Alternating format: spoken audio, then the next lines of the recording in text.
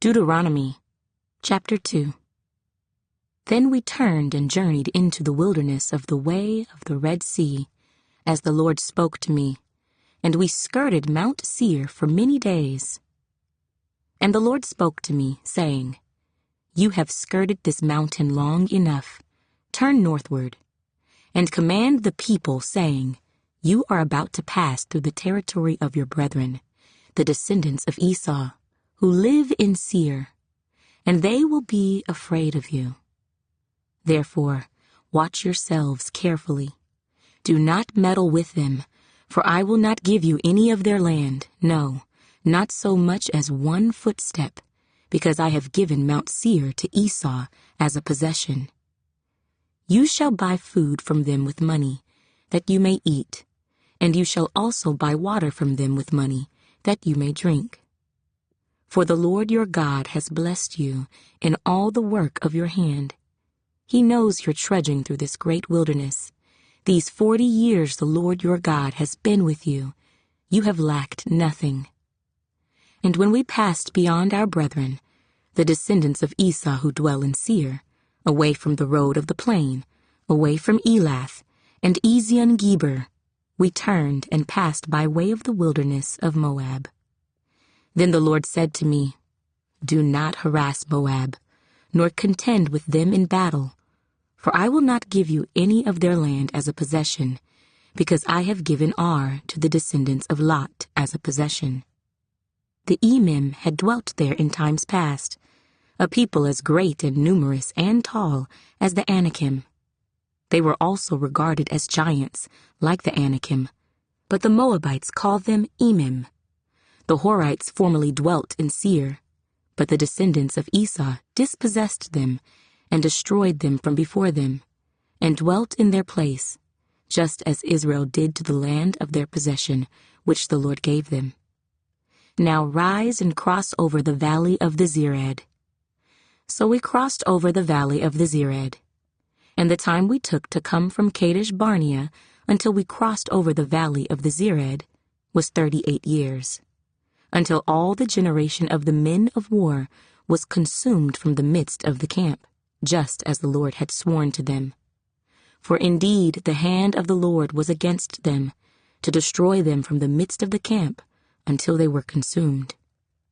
So it was, when all the men of war had finally perished from among the people, that the Lord spoke to me, saying, This day you are to cross over at Ar, the boundary of Moab. And when you come near the people of Ammon, do not harass them or meddle with them, for I will not give you any of the land of the people of Ammon as a possession, because I have given it to the descendants of Lot as a possession. That was also regarded as a land of giants. Giants formerly dwelt there. But the Ammonites call them Zamzummim, a people as great and numerous and tall as the Anakim. But the Lord destroyed them before them, and they dispossessed them and dwelt in their place, just as he had done for the descendants of Esau, who dwelt in Seir, when he destroyed the Horites from before them. They dispossessed them and dwelt in their place even to this day.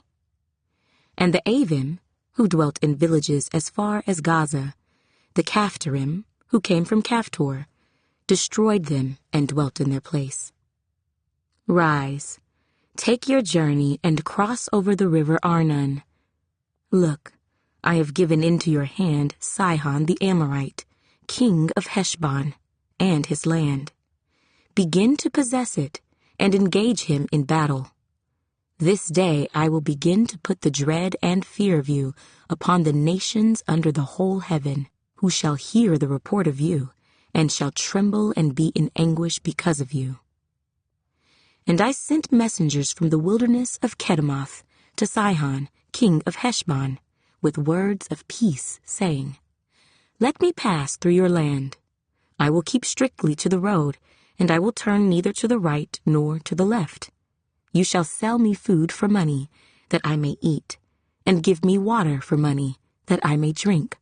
Only let me pass through on foot, just as the descendants of Esau who dwell in Seir, and the Moabites who dwell in Ar did for me, until I cross the Jordan to the land which the Lord our God is giving us."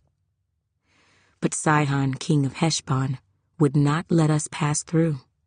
For the Lord your God hardened his spirit and made his heart obstinate, that he might deliver him into your hand, as it is this day. And the Lord said to me, "See, I have begun to give Sihon and his land over to you. Begin to possess it, that you may inherit his land." Then Sihon and all his people came out against us to fight at Jahaz. And the Lord our God delivered him over to us. So we defeated him, his sons, and all his people. We took all his cities at that time, and we utterly destroyed the men, women, and little ones of every city. We left none remaining. We took only the livestock as plunder for ourselves, with the spoil of the cities which we took. From Aroer, which is on the bank of the River Arnon, and from the city that is in the ravine, as far as Gilead, there was not one city too strong for us. The Lord our God delivered all to us. Only you did not go near the land of the people of Ammon, anywhere along the river Jabbok, or to the cities of the mountains, or wherever the Lord our God